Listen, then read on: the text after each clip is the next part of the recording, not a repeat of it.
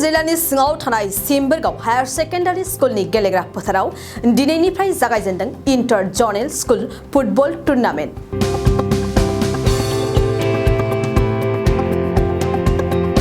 बिटिआरनि गेलेमु बिफाननि बिथोन बादियै जिल्ला गेलेमु बिबानगिरिनि बानजायनायाव क'क्राझार जिल्ला बेंखनाव थानाय लाइमोन फुटबल गेलेगिरिफोरनि थाखाय अंडर 14 आरो अंडर 17 थाखोनि इन्टार जनेल स्कुल फुटबल टुर्नामेन्टआ दिनैनिफ्राय जागायजेनबाय। दिनैनिफ्राय फैगौ 30 जुनसिम सोलिबाय थागोन गोनां इन्टार जनेल स्कुल फुटबल टुर्नामेन्टनि हाबाफारियावनो बिटिआरनि गेलेमु बिफाननि मावफुं सोद्रोमा दावबायसा बर'आ बाहागो लायो। बिथाङा बाहागो लानानै बिटिआर ओनसोलाव लाइमोनफोरनि थाखाय फुटबल बादायलायनाया खुंनायनि सायाव माखासे गोनां बाथ्राफोरखौ बुंथियो।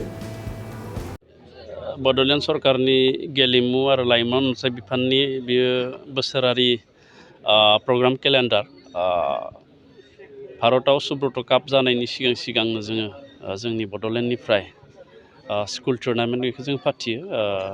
14 बोसोरनि सिं आरो 17 बोसोरनि सिंनि जि फरायसुलाफोर बिथांमोनखौ लानानै जों बे स्कुल टुर्नामेन्टखौ खुंनाय जायो आरो जोंनि बिटिआरनि मोनब्रै जिल्लायाव बे खुंनाया सोलिगासिनो दङ आरो दिनै क'क्राझारा जन वाइसआव खुंखांनायनि उनाव नैबे जनाव जायफोरा चेम्पियन जानानै फैबाय बे चेम्पियन जानाय टीमखौ नैबे जनेलाव खुंदों आरो जनेलाव चेम्पियन जायोब्लानो डिस्ट्रिक्ट चेम्पियन आरो बिथांमोनखौ जों स्टेटआव दैथायहरगोन।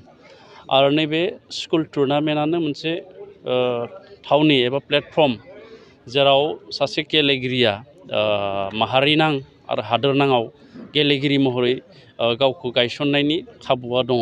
दा बेखायनो बेयो मोनसे मोजां हाबाफारि आरो बेहाय गासैबो फरायसुलाफ्रा गोसो गुदुङै बाहागो लादों आरो फरायसालिनि फोरोंगुरु आरो बिथांमोननि दैदेनगिरि बिथांमोनाबो गावसोरनि फरायसुलाफोरखौ बाहागो लाहोनायाव थोजासे मदद होनायखौ जोङो नुनो मोनदों।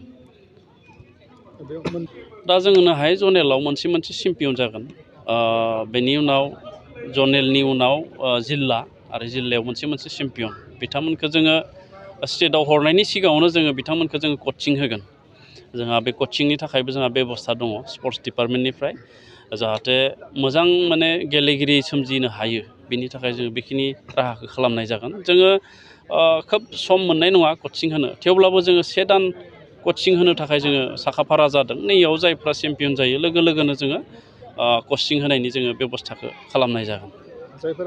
स्टेटआव जायफ्रा सेलेक्सन जाहैगोन बिथांमोनखौबो जोङो स्टेटआ अनसुंथाइ होआब्लाबो जों बिटिआरनिफ्राय जेसेबां हायो जोङो मददथि होनो थाखाय जोङो नाजानाय जागोन, बेखौ जोङो इयुनाव साननाय जागोन। आं मिजिंथिदों जोंनि बड'लेण्ड ओनसोलनिफ्राय मोनसेबाबो टिमा स्टेटनि जानानै गेलेहैनायनि थाखाय बे खाबुखौ मोनगोन होननानै आं सानो।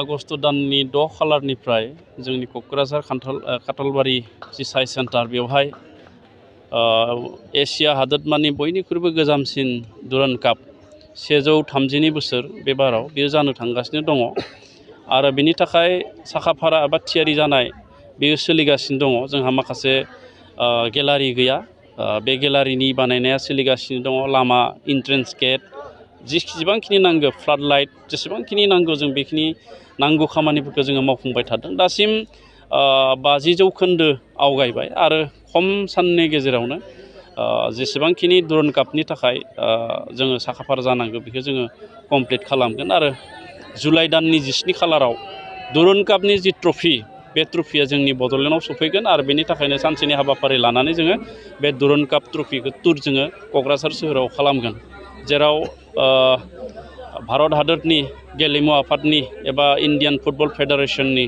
मानगोनां आफादगिरि कैलान चुबे बिथाङा गाहाय आलासि महरै बाहागो लागोन आरो आसामनि गेलेमु आरो लाइमोन अनसाय बिफाननि मानगोनां केबिनेट मन्त्रि नन्दिता गारलासा बिथाङाबो बे हाबाफारियाव बाहागो लाफैगोन आरो बै खालिनो जोङो जोंनि बड'लेण्ड ओनसोलाव थानाय गेलेगिरि क्लाब बिथांमोनखौ लानानै जोङो मोनसे सावरायमेल लादों बड'फा कालचारेल कमप्लेक्सआव।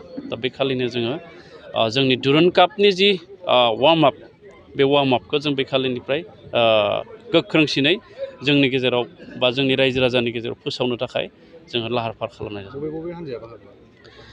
दुरान्ड कापआव गोजोनथाव बाथ्रा, गिबि खेबनि थाखाय जोंनि बड'लेण्डनिफ्राय मोनसे जोंनि गावनि हान्जा थागोन एबा टीम थागोन जोङो माब्लाबाबो दुरन काप बायदि एसियानि गोजामसिन गेलेनायाव जोंनि बड'लेण्डनिफ्राय टिम मोनगोन जों माब्लाबाबो सानाखैमोन। नाथाय थांनाय समाव जोङो ISPL सन्तोष ट्रफि बायदि बायदि जोङो गेलेनायखौ मोजां रोखोमै खुंनायनि थाखाय बियो मोनसे बान्था होननानै जों बुंनांगोन आरो बेनि थाखाय जोङो स्कपखौ लादों। बड'लेण्डनिफ्राय मोनसे टिम, राजस्थान टिम, उरिष्यानि टिम आरो भुटान आर्मि बिथांमोन गासै मोनब्रै हानजाया बे क'क्राझारनि ग्रुप मेट्सआव बाहागो लागोन आरो बेवहाय गासै मोन 9 क्वार्टार फाइनालखौ लाफानानै मोन 9 खेलाखौ जोंनि रायजो राजाफ्रा बे क'क्राझारनि सायाव दुरन कापखौ नुनो मोनो। समनि गेजेरावनो बे बड'फा जोंनि जि स्पर्ट्स कमप्लेक्स जेराव गासैबो गेलेनायनि सुबिदाया थागोन बेखौबो जों खम समनि गेजेरावनो मावफुंनो थाखाय जोङो DPR जोंहा रेडि जाबाय आरो बियो खम समनि गेजेरावनो बिनि जि बाजेट बेखौबो जोङो होनानै मोननानै जोङो बे लुफुंनाय खामानिखौ जागायगोन आरो जोंहा BTRनि मोन 40 समस्ति दानि मोन 40 समस्तियाव 5 कौटि रांहै जोङो गंसे गंसे जोंहा स्टेडियाम जोङो बानायनो नागिरदों। बेखौ जोङो मैया जोंनि ECआव बेखौ पास खालामनाय जाबाय आरो डिस्ट्रिक्ट स्पर्ट्स एस'सिएशना खुंनाय सुपार डिभिजन लिग बेयाव जाय क्लाबा चेम्पियन जागोन बे चेम्पियन जानाय क्लाबनोबो जोंनि BTR सरकारनिफ्राय 5 लाखै रांखान्थि अनसुंथाइ होनो थाखायबो जोङो मैया ECआव थांखि लानाय जाबाय। बेखौ देग्लायनिफ्रायनो जोङो होनाय जागोन। दा बेबायदिहै फैबाय थानाय समाव जोंनि बड'लेण्ड ओनसोलनि जि गेलेनायनि जि इनफ्रास्ट्राक्चार जोंहा जिहेथु गैया बे गैयि इनफ्रास्ट्राक्चारफ्रा जाफुंजोबगोन आरो जोंनि गेलेगिरिफ्रा आरो जोंनि रायजो राजाफ्रा गेलेनायनि थाखाय आरो गेलेनायखौ नायनो थाखाय माखासे खाबुखौ मोनगोन होननानै आङो बुंनो हायो। প্ৰথমে মই আপোনালোকৰ চেনেল থ্ৰুৱেদি এইটোৱে ক'ব বিচাৰিছোঁ, আমাৰ ব্ৰিটিছৰ গভৰ্ণমেণ্টৰ পাৰৰ পৰা যি নিৰ্দেশ দিছে সেই নিৰ্দেশ মৰ্মে আমি যোৱা 22 তাৰিখ জুনৰ পৰা 25 তাৰিখলৈকে আমি জোনটো কণ্ডাক্ট কৰিব দিছোঁ। আমাৰ টোটেল মুঠ কোকৰাঝাৰত 11টা জোন আছে। এটা জোনত মিনিমাম 12টামান স্কুল পাৰ্টিচিপেট কৰিছে। এই মৰ্মে গোটেই জোনবিলাক শেষ হৈ গ'ল। আজি 27 তাৰিখৰ পৰা আমি 30 তাৰিখলৈকে এই সিংবৰগাঁও হায়াৰ ছেকেণ্ডাৰী খেলপথাৰত আমি আজি opening interzonal summer school tournament opening কৰিছোঁ। তাতে আমাৰ চিফ গেষ্ট হিচাপে আমাৰ BTRৰ honourable EM sports Dabaisa Boro sir আছে। লগতে আমাৰ আগৰে বড়ো সাহিত্য সভাৰ জেনেৰেল ছেক্ৰেটাৰী গোপীনাথ বৰগোহাঁই ছাৰো আছে লগতে আৰু আমাৰ KDSCৰ প্ৰেছিডেণ্ট এতিয়া current vice president all Assam football এছ'চিয়েশ্যনৰ কবিৰাজন ব্ৰহ্ম ডাঙৰীয়াও আছে আমাৰ লগত। এতিয়া আমি ইণ্টাৰজনেল ছামাৰ স্কুল টুৰ্ণামেণ্টত টোটেল যিবিলাক জনৰ পৰা চেম্পিয়ন হৈ আহে এইটো আমাৰ ইয়াতে ইণ্টাৰজনেল স্কুল টুৰ্ণামেণ্টত অংশগ্ৰহণ কৰে।